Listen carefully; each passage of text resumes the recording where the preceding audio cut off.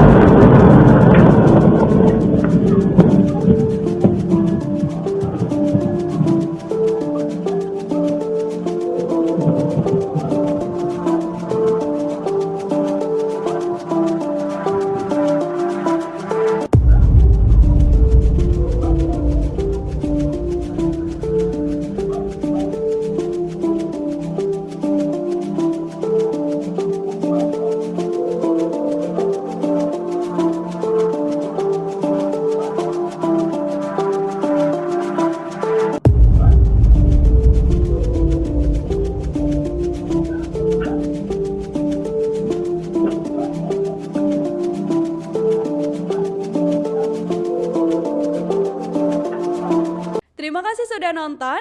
Jangan lupa like, subscribe, dan share ya.